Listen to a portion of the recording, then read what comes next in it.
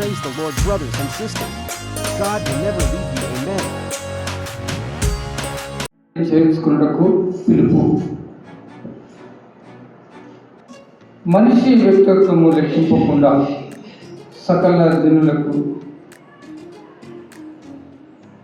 జనులలో ఉన్న దేవుని వాగ్దానం ప్రజలందరికీ దేవుని యొక్క వాగ్దానం,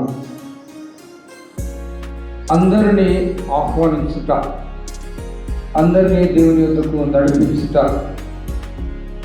మన మత్తయి సువార్తలో చూస్తాం 28వ అధ్యాయంలో సర్వ సృష్టికి వెళ్ళి సర్వ సృష్టిలో ఉన్న జనులందరికీ మరి సువార్త ప్రకటించి యేసు తండ్రి కుమార పరిశుద్ధాత్మనామములో వారికి ప్రకటిస్తూ తన శిష్యులుగా చేయడని యేసు ప్రభుల వారు తన శిష్యులకు తెలియజేసిన గ్రేట్ కమిషన్, గొప్ప ఆజ్ఞ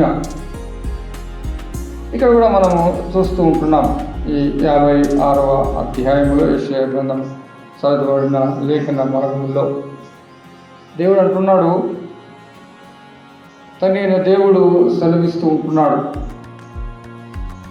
నా రక్షణ వచ్చుటకు సిద్ధముగా ఉన్నది, నా నీతి వెల్లడేయుటకు సిద్ధముగా ఉన్నది, న్యాయ విధిని అనుసరించుడి, నీతిని అనుసరించి నడుచుకునుడి.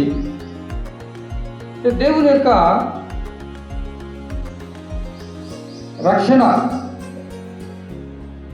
ప్రజల్లోకి రావడానికి సిద్ధంగా ఉంది. అది 2000 సంవత్సరాల క్రితము ఈ భూలోకంలో నెరవేర్చబడుతూ ఉంటున్నది. లూకా సువార్త 2వ అధ్యాయంలో మనం చూస్తాం. 10వ వచనంలో 9, 10, 11వ వచనంలో మనం చూడగలుగుతూ ఉంటాం. ప్రజలందరికీ కలుగు మహా సంతోషకరమైన శుభవర్తమానం. కాబట్టి ఈ ప్రవచనం అనేది 2000 సంవత్సరాల క్రితమే ఈ లోకంలో నెరవేర్చబడుతూ ఉన్నది. ఇప్పుడు మనం చేయవలసిన మన బాధ్యత, విశ్వాసులను సిద్ధపరిచే బాధ్యత, విశ్వాసులుగా అనేకులను అనగా అన్యజనులైన విశ్వాసులైన ప్రతి ఒక్కరిని కూడా సిద్ధపరిచే బాధ్యత దేవుడు మన మీద పెట్టి ఉంటున్నాడు. న్యాయాధిపతులు 6వ అధ్యాయము ఒక మాట చూసి మనం ముందుకు. న్యాయాధిపతులు 6వ అధ్యాయము 38వ వచనంలో ఒక మాట, అలాగున జరిగెను, అతడు ప్రొద్దుట లేచి ఆ బొత్సును విడిచి నీళ్లతో పాత్ర నిండు వరకు ఆ బొత్సు నుండి మంచును పిండెను. దేవుడు గిద్యోను దేవుని యొద్ద అడుగుతూ వచ్చింటున్నాడు. దేవుడు తన ప్రజలకు న్యాయము తీర్చుటకు గిద్యోను ఏర్పాటు చేసుకున్నప్పుడు ఆయన సూచన ఏంటి, సూచన అనేది కొన్ని సూచనలు ఇక్కడ చూపిస్తూ ఉంటున్నాడు. ప్రతి విషయంలో కూడా నేను నిన్ను ఏర్పాటు చేసుకున్నాను, నువ్వు వెళ్ళి ఈ సువార్తను ప్రకటించు. దేవుని రక్షణ, దేవుడు రాబోతూ ఉంటున్నాడు, తీర్పు తీర్చబడపోతూ ఉంటున్నాడు. కాబట్టి ఇశ్రాయేలు ప్రజలను ఆయత్తపరచమని గిద్యోనుతో మాట్లాడుతూ ఈ కొన్ని సూచనలు చూపిస్తూ ఉంటున్నాడు. యెషయా గ్రంథము 7వ అధ్యాయము 14వ వచనం కూడా ఒక మాట మనం చూస్తాం. యెషయా గ్రంథము 7వ అధ్యాయము 14వ వచనము, కాబట్టి ప్రభువు తానే ఒక సూచన మీకు చూపును, ఆలకించుడి, కన్యక గర్భవతి కుమారుని కానీ అతనికి ఇమ్మానుయేలు పేరు. కాబట్టి ఈ యొక్క రక్షణ అనేది సిద్ధంగా ఉన్నది, సిద్ధపడవలసిన ఆవశ్యకత ఉన్నది. సిద్ధపరచుటకు దేవుడు ఎన్నుకున్న నిన్ను నన్ను మన అందరినీ కూడా ఆయన కొన్ని సూచనల ద్వారా ఏర్పాటు చేసి మనల్ని ముందుకు నడిపించడానికి సిద్ధపడుతూ ఉన్నాడు.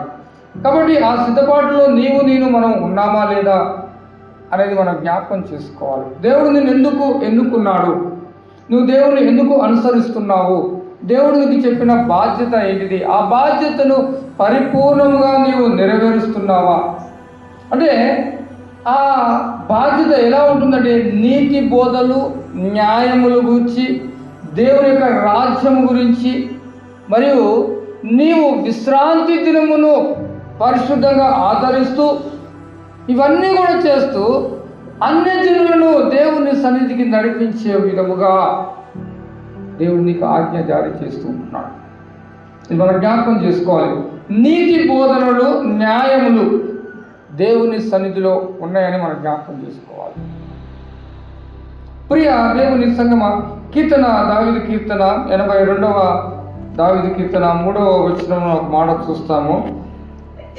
82వ దావీదు కీర్తన 3వ వచనం, పేదలకును తల్లిదండ్రులు లేని వారికి న్యాయము తీర్చుడి, శ్రమ గల వారికి దీనులకు న్యాయము తీర్చుడి. ప్రియ దేవుని సంగమ, దేవుని బిడ్డలారా, ఇది ఒక మన బాధ్యత ఉంటున్నది. న్యాయం అనేది దేవుని సన్నిధానములో న్యాయం అనేది ఉన్నది. ఆ న్యాయమును మనము ఇతరుల ఎడలో కూడా చూపించాలి. ద్వితీయోపదేశ కాండము 16వ అధ్యాయము, ద్వితీయోపదేశ కాండము 16వ అధ్యాయము 20వ వచనంలో ఒక మాట మనం చూస్తూ ఉంటున్నాం. 16వ అధ్యాయము 20వ వచనము, నీవు జీవించి నీ దేవుడైన యెహోవా నీకు ఇచ్చుతున్న దేశమును స్వాధీనపరుచుకొని కొన్నట్లు కేవలము న్యాయమునే అనుసరించి నడుచుకునవలెను. చూడండి ప్రియ దేవుని సంగమా, దేవుడు మనకు ఒక బాధ్యతలు పెడుతున్నాడు. ఏ రీతిగా మనం నడవాలి, అన్యాయము చేయకూడదు, అక్రమము చేయకూడదు, నీతి న్యాయములతో కూడిన దేవుని రాజ్యమును స్థాపించుటకు నీవు కూడా న్యాయమును అనుసరించాలి. దేవుడు ఇస్తున్న ఆజ్ఞ. న్యాయమునే మనము, నీతినే మనము అనుసరించాలి. అన్యాయము, అనీతిని మనము అనుసరించకూడదు. మరి మనం పాట పాడుతూ కూడా వచ్చాం, నీతి గల యెహోవా. కాబట్టి ఆయన సన్నిధిలో నీతి ఉన్నది, న్యాయం ఉన్నది. ఆయన అనుసరిస్తున్న నీవు, నేను, మనము కూడా ఆ నీతిని, న్యాయమును అనుసరించాలని దేవుడు సెలవిస్తూ వస్తూ ఉంటున్నాడు. ప్రియ దేవుని సంగమా, దేవుని బిడ్డరా, అది మన యొక్క బాధ్యత. అది సమూయేలు 2వ గ్రంథము 23వ అధ్యాయము 3వ వచనము. ఇశ్రాయేలు దేవుడు సెలవిస్తున్నాడు, ఇశ్రాయేలుకు ఆశ్రయదుర్గమయ్యేవాడు నా ద్వారా మాట్లాడుతున్నాడు. మనుషులను ఏలునొకడు పుట్టును, అతడు నీతిమంతుడై దేవుని యందు భయభక్తులు కలిగి ఏలును. నీతిమంతుడై, మన దేవుడు నీతిమంతుడై ఉన్నాడు. నీతి అనేది ఆయనలో ఉన్నది. మరి ఆయనను అనుసరిస్తున్న నీవు న్యాయమును, నీతిని నువ్వు అనుసరిస్తున్నావా? చేస్తున్నావా? నువ్వు అది క్రియారూపంగా చూపిస్తున్నావా అనేది ఇది మనం హెచ్చరిక చేస్తుంటున్నాడు. ఎందుకంటే దేవుడు అందరినీ చేసుకోవడానికి పిలుపునిస్తూ ఉంటున్నాడు. అందరినీ మన మత్తయి సువార్త 11వ అధ్యాయం 28వ వచనం చూస్తాం. ప్రయాసపడి భారం మోస్తున్న వారులారా నా దగ్గరకు రండి అని ఆయన పిలుస్తూ ఉంటున్నాడు. ఎందుకంటే ఆయన దగ్గర నీతి ఉన్నది, న్యాయం ఉన్నది. ఆయన మనకు విశ్రాంతినిస్తాడు, ఆయన మనల్ని ఆదుకుంటాడు, మనల్ని బలపరుస్తాడు. ప్రకటన గ్రంథంలో మనం చూస్తున్న 7వ అధ్యాయం 9వ వచనం నుండి 17వ వచనం వరకు కూడా ఈ లోకములో శ్రమ పొందుతున్న నీవు, నేను, మనం అందరము కూడా శ్రమలో నుండి ఆయన నీతిని, న్యాయం మనం అనుసరించినట్టయితే ఆయన గుడారం మన మీద కప్పుతుంటున్నాడు. 17వ వచనం అంటున్నాడు, ప్రతి వారి యొక్క ప్రతి బాష్ప బిందును తుడిచివేస్తానని వాగ్దానం చేస్తుంటున్నాడు. ప్రియ దేవుని సంగమా, దేవుని బిడ్డరా, కాబట్టి ఆయన రాజ్యములో నీవు, నేను, మనం ఉండాలంటే నీతి న్యాయములను అనుసరించాలి. నీతి న్యాయములను అనుసరిస్తూ అన్యజనులను కూడా అనేకులను దేవుని సన్నిధికి నడిపించేవారుగా మనం చూడాలి. ఇక్కడ మనం మత్తయి సువార్తలో మనం చూస్తూ ఉంటున్నాం. కానాను స్త్రీ, కానా అనే పట్టణము, కానా అనే దేశంలో అంత విగ్రహారాధన, టోటల్ విగ్రహారాధన. ఆ విగ్రహారాధన ఇంకా వేరేది ప్రకటిస్తే ఆడవాళ్ళకి తగిన శిక్ష, ఘోరమైన శిక్షలు వేస్తూ ఉంటారు. కానీ అక్కడ కానా స్త్రీ విషయం మనం గమనించినట్టయితే ఆమె తనకున్న కట్టడలన్నిటినీ కూడా ఆడ ఎటువంటి శిక్ష ఇస్తుందన్నా కూడా అవన్నిటిని కూడా లెక్క చేయకుండా నీతిమంతుడైన దేవుణ్ణి దగ్గరికి ఆశ్రయం పొందడానికి వచ్చింది. అయ్యా, నా కుమార్తె చావనైనది, న్యాయం చేకూర్చవా, సహాయపడవా, స్వస్థపరచవా, దేవుణ్ణి బ్రతిమలాడుతూ. ప్రియా దేవుని సంగమా, దేవుని బిడ్డలారా, చూడండి, ఈనాడు మన భారతదేశంలో ఉంటున్నాం. అనేకులు ఆర్ఎస్ఎస్, బీజేపీ, బిహెచ్పి అందరూ కూడా క్రైస్తవులు అంటేనే వారు మండిపడుతూ ఉంటున్నారు, రకరకాల హింసలు చేస్తూ ఉంటున్నారు. అయినను కూడా ధైర్యంతో మనము దేవుణ్ణి స్తుతిస్తూ వస్తున్నాం. కొన్ని సందర్భంలో ఎంతో నష్టం జరుగుతూ ఉంటున్నారు. ఎంతమందిని చంపుతూ వస్తూ ఉంటున్నారు, చర్చెస్లు కూడగొడుతూ ఉంటున్నారు, గుళ్ళకు రానియకుండా, చర్చెస్ రానియకుండా అడ్డుపడుతూ వస్తుంటున్నారు. ఇంత ఘోరమైన పరిస్థితి. అటువంటి పరిస్థితుల్లో కూడా మనం లాస్ట్ 2 years బ్యాక్ మనం చూస్తూ వచ్చిన మణిపూర్ విషయంలో ఎంతో ఘోరమైన అక్కడ పరిస్థితుల్లో క్రైస్తవ జనాంగానంతరినీ కూడా నాశనం చేస్తూ వచ్చింటున్నారు. కొన్ని వందల మంది చంపుతూ వచ్చింటున్నారు, స్త్రీలను వితస్తులను చేస్తూ వచ్చింటున్నారు. ఘోరమైన పరిస్థితులు మనం చూస్తూ వచ్చింటున్నాం. ఆయనలో కూడా వారు దేవుణ్ణి విడిచిపెట్టక దేవుణ్ణి ఆరాధిస్తూ వస్తుంటున్నారు. ప్రియా దేవుని సంఘం దేవుని పిల్లరా, జ్ఞాపకం చేసుకోవాలి. వారికి ఆ సువార్తను ప్రకటించేవారుగా, వారికి సహాయపడేవారుగా, వారికి న్యాయం తీర్చేవారుగా, ఆయన ప్రతినిధులుగా క్రైస్తవ జనాంగము నిలబడిన వారుగా ఉండాలని దేవుడు కోరుకుంటున్నాడు. ప్రియమైన దేవుని సంఘమా దేవుని బిడ్డరా, జ్ఞాపకం చేసుకోవాలి. నీతిని కూర్చిన కట్టడలు దానియేలు గ్రంథము 4వ అధ్యాయం 27వ వచనం చూస్తాము. హోషేయ గ్రంథము 10వ అధ్యాయము 12వ వచనం చూస్తాము. మత్తయి సువార్త 20వ అధ్యాయం 20వ వచనం చూస్తాము. ఎఫెసీయులకు రాసిన పత్రిక 5వ అధ్యాయం 20వ వచనం కూడా మనం చూస్తూ ఉంటున్నాం. నీతి గురించిన కట్టడలు చూడండి. ఎఫెసీయులకు రాసిన పత్రిక 5వ అధ్యాయము, ఎఫెసీయులకు రాసిన పత్రిక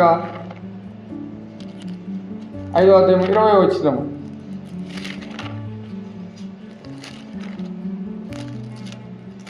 ఎఫెసీయులకు రాసిన పత్రిక 5వ అధ్యాయము 20వ వచనము. మన ప్రభువైన యేసుక్రీస్తు పేరిట సమస్తమును గూర్చి తండ్రి అయిన దేవునికి ఎల్లప్పుడూ కృతజ్ఞతాస్తుతులు చెల్లించాలి. ఇది నీతితో కూడిన.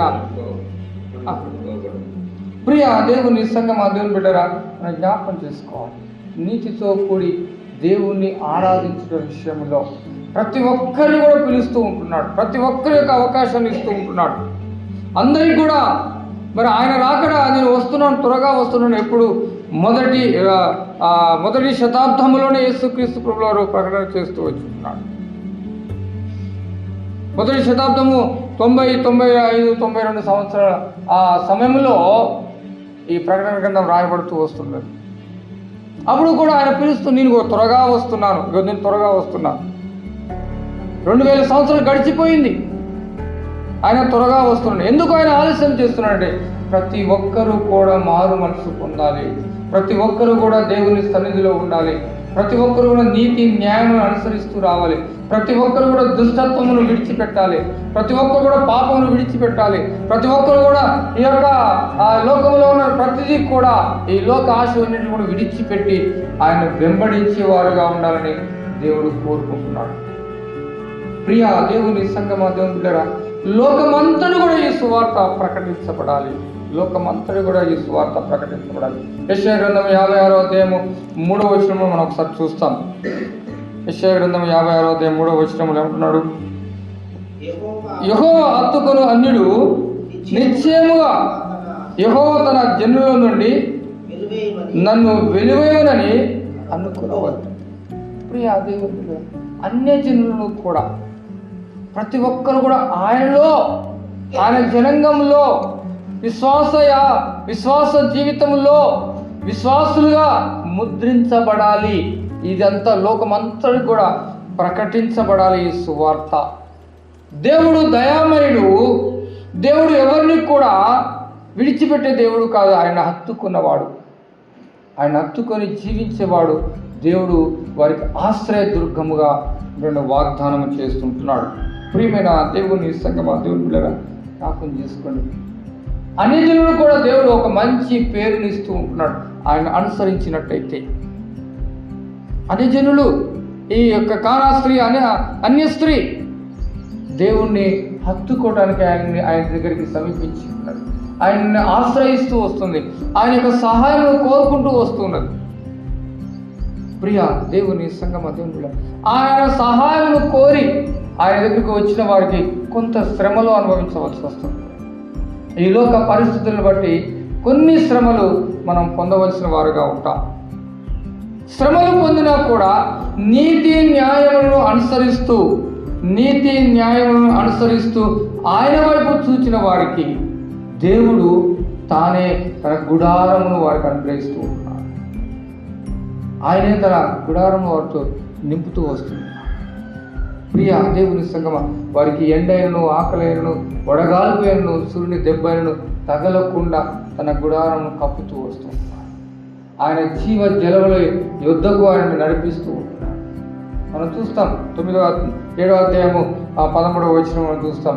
ఈ తెల్లని వస్త్రములు ధరించిన వారు ఎవరంటే సువార్త ప్రకటించబడిన వారు, విని అంగీకరించిన వారు, ఈ లోకంలో జీవించినప్పుడు ఎన్నో శ్రమలు అనుభవించిన వారు, క్రీస్తు కొరకు నిలబడిన వారు, వారందరూ కూడా తమ గొర్రెపిల్ల యొక్క రక్తములో తమ వస్త్రములను ఉదుకుకొని తెలుపు చేసుకొని దేవుని సన్నిధికి వచ్చిన వారు. వారు దేవుడు ఎప్పుడూ కూడా అన్యాయం చేయలేదు. తన గుడారమును వారి మీద కప్పుతూ వస్తూ ఉంటున్నాడు. వారికి ఆశ్రయంగా ఉంటున్నాడు. వారి యొక్క ప్రతి అవసరత తీరుస్తూ వస్తూ ఉంటున్నాడు. ప్రియ దేవుని సంగమ దేవుడు, నీవు నేను చేయవలసిన బాధ్యత, దేవుని నమ్మిన బిడ్డలుగా దేవుని అనుసరిస్తున్న మనము, ఆయన విశ్వాస జీవితంలో మన విశ్వాసాన్ని కాపాడుకుంటూ నడుస్తున్న మనము, దేవుడు మనకిస్తున్న బాధ్యతను మనం గుర్తిరగాలి. దేవుడు మనకిస్తున్న బాధ్యతను మనం గుర్తిరగాలి. మనం ఏ రీతిగా రక్షణ పొంది ఉంటున్నామో ఇతరులను కూడా ఆ రక్షణలోనికి మనం నడిపించాలి. ఎందుకంటే దేవుని యొక్క రక్షణ సిద్ధంగా ఉంది. ప్రతి ఒక్కరూ ఆ రక్షణ పొందుకోవాలని దేవుడు సెలవిస్తూ వస్తుంటున్నాడు. ప్రియ దేవుని సంగమ దేవుని బిడ్డలారా, ప్రజలందరూ కూడా దేవుని సన్నిధిలో ఆయన స్తుతించి ఆయన గణపరుస్తూ ఆరాధించే వారుగా మనం ఉండాలని దేవుడు కోరుకుంటున్నాడు.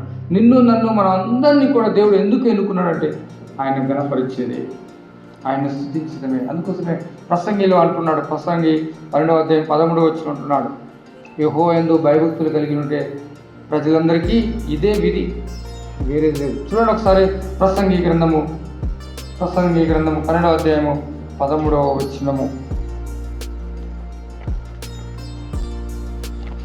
ప్రియ దేవుని సంగమ దేవుని బిడ్డలారా, ఈ ఉదయకాల సమయంలో దేవుడు మనతో మాట్లాడుతూ ఉంటున్నాడు. చూడండి 13వ వచనము. ఇదంతా వినిన తర్వాత తేలిన ఫలితార్థం ఇదే, దేవుని యందు భయభక్తులు కలిగి ఉండి ఆయన కట్టలను అనుసరించి నడుచుకునే వలన మానవ కోటికి ఇదియే విధి. మానవ కోటికి అన్యజనులు వేరు, క్రైస్తవులు వేరు, హిందువులు వేరు, ముస్లిమ్స్ వేరు అన్నీ కాదు, ప్రజలందరికీ కూడా మానవ కోటి సమూహానికి దేవుడిస్తున్న విధి ఏంటంటే ఆయనను అనుసరిస్తూ, ఆయన యందు భయభక్తులు కలిగి ఆయన కట్టలను అనుసరిస్తూ ఆయనను సేవించేవారుగా ఉండాలని దేవుడు ఈ విధిని విధిస్తూ వస్తున్నాడు. దేవుడు మనల్ని అందరినీ ఎందుకు ఏర్పాటు చేసుకుంటున్నా అదొక్కటే తప్ప వేరేది ఏమీ లేదు. దేవుడు మానవాన్ని ఏర్పాటు చేసుకోవడానికి కారణం ఏంటంటే తాను సిద్ధం చేసుకున్న దేవదూతలు మాట వినక తప్పిపోయి ఉంటున్నారు కనుక ఈ మానవుని దేవుడు ఏర్పాటు చేస్తున్నాడు. ఆయన మాత్రమే గణపరచాలి, ఆయన మాత్రమే స్తుతించాలి. ఆయనకు రావాల్సిన ఘనతను ఆయనకు ఆపాదించే వారంగా మనమందరము కూడా ఉండాలని దేవుడు కోరుకుంటున్నాడు. ప్రియమైన దేవుని సంగమ దేవుని బిడ్డరా జ్ఞాపకం చేసుకోవాలి. ప్రతి ఒక్కరూ కూడా దేవుని సన్నిధికి వచ్చే విధముగా సిద్ధపడి మనము అనేకులకు ఆ సువార్తను ప్రకటించేవారుగా, యేసుక్రీస్తు ప్రభువు ఈ లోకానికి వచ్చిన తర్వాత ఆయన మొట్టమొదటిగా సువార్త ప్రకటన, దేవుని రాజ్యము సమీపించుచున్నది, మారు మనసు, దేవుని రాజ్యము సమీపించుచున్నది. కాబట్టి ప్రతి ఒక్కరూ కూడా మారు మనసు పొందాలి. దేవుడు నశించిపోతున్న వాటిని వెతికి రక్షించకపోతే ఈ లోకానికి వచ్చి ఆ బాధ్యత నేను మనము కూడా తీసుకోవాలి. ఆ సువార్తను ప్రకటించే వారుగా మనం ఉండాలి. అనేకులను దేవుని సన్నిధికి నడిపించే వారుగా, మన కుటుంబంలోనే, మన పిల్లలే, మన తోబుట్టులే, మన బంధువర్గమే ఎంతమంది దేవుని రాజ్యంలోనికి రాలేకపోతున్నారు, ఆయన మార్గంలో నడవలేకపోతూ ఉంటున్నారు. వారితో మాట్లాడి వారిని ముందుగా దేవుని సన్నిధికి నడిపించే విధముగా ప్రియ దేవుని సంఘం అందరూ కూడా జ్ఞాపకం తీసుకొని ఈ ఉదయకాల సమయంలో దేవుడు మనతో మాట్లాడు. ఎందుకంటే ఇప్పుడు మనము గమనించవచ్చు, మన పిల్లలైనా, మన ఉద్యోగస్తులుగా ఉద్యోగం చేస్తున్న వారు సమయం 9-10 గంటలకు డ్యూటీకి వెళ్తూ వస్తున్నారు. మనమైతే ఇప్పుడు దేవుని ఆరాధించుటకు ఉదయకాలంలో సమయం పెట్టుకున్నాం, 7 గంటల నుంచి 8:30-9 గంటల వరకు. కాబట్టి ఒక అర్ధగంట సేపు దేవుని సన్నిధిలో కనపడి దేవుని స్తుతించి ఆరాధించి మన పనులు ముందుకు వెళ్తుంటే దేవుడు మనకు విజయము కలగజేస్తాడు. మన పిల్లలే కావచ్చు, మన భర్తలే కావచ్చు, మన భార్యలే కావచ్చు, మన యొక్క సంతానం, తోబుట్టులు, తెలిసిన వారు, దగ్గర ఉన్నవారు, ప్రతి ఒక్కరిని కూడా ఈ ఉదయకాల సమయంలో దేవుని సన్నిధికి నడిపించే వారుగా ఉండాలని దేవుడు కోరుకుంటున్నాడు. కాబట్టి ప్రియ దేవుని సంగమా, దేవుడు కూడా ఈ ఉదయకాల సమయంలో దేవుడు మనతో మాట్లాడు. కీర్తనకారుడైతే ఏమంటున్నాడు? దేవుని యొక్క ఉపకారములోను శక్తిలోను ఆశ్రయించుతూ దావీదు తన ప్రార్థనను బలపరుచుకుంటున్నాడు. మొదటి 10 వచనాల్లో అది మనం చూడగలుగుతున్నాం. మరి 11వ వచనం, 17వ వచనం గమనించినట్లయితే గత కాలపు కృప కొనసాగించాలి. దేవుడు తను ఏ రీతిగా కృప చూపించాడో ఆ కృపను ఇంకా కొనసాగించాలని దేవుని సన్నిధిలో మొరపెడుతూ వస్తున్నాం. మనం కూడా మన పరిస్థితులను కూడా జ్ఞాపకం తీసుకుంటాం. దేవుడు ఏ రీతిగా తన కృపను చూపించి మనల్ని రక్షించాడు, అదే కృపను ఇప్పుడు కూడా చూపిస్తూ మనల్ని బలపరుస్తూ, ఆ బలపరచబడిన మనము ఆయన కృపలో పొందుకున్న ఆయన దీవెన ఆశీర్వాదాలు ఇతరులకు కూడా తెలియజేస్తూ, మనం ఏ రీతిగా కృప పొందుకున్నామో, ఏ రీతిగా బలపరచబడుతున్నామో, ఏ రీతిగా దేవుడు మనకు ఆరోగ్యం ఇస్తూ దీవెనకరంగా నడిపిస్తున్నాడో అటువంటి స్థితిని అన్నిలో కూడా తెలియజేసి వారిని దేవుని సన్నిధికి నడిపించే వారుగా ఉండాలని దేవుడు కోరుకుంటున్నాడు. కాబట్టి దయచేసి మనం జ్ఞాపకం తీసుకోవాలి. ఉదయకాల సమయంలో దేవుడు నీతో, నాతో, మనతో మాట్లాడుతుందంటే ప్రతి ఒక్కరికి కూడా ఈ సువార్త అందించబడాలి.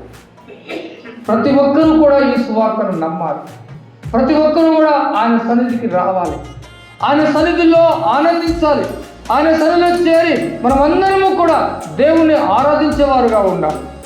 మన ప్రకటనలో చూస్తాము 7వ అధ్యాయంలో మొదటి 8 వచనాల్లో కూడా 12 గోత్రికుల్లో నుంచి ఒక్కొక్క గోత్రికులను 12,000 మంది, దాదాపు 1,20,000 మంది ఆ 12 గోత్రికుల నుంచి దేవుణ్ణి ఆరాధిస్తూ వస్తున్నారు. వారే కాదు, అనేకులు కూడా 9వ వచనం మనం చూస్తూ ఉంటాం. అనేకులు జన సమూహములు ఈ లోకంలో ఉన్న ప్రతి ఒక్కరు కూడా దేవుణ్ణి ఆరాధించుటకు పిలువబడుతూ వస్తూ ఉంటారు.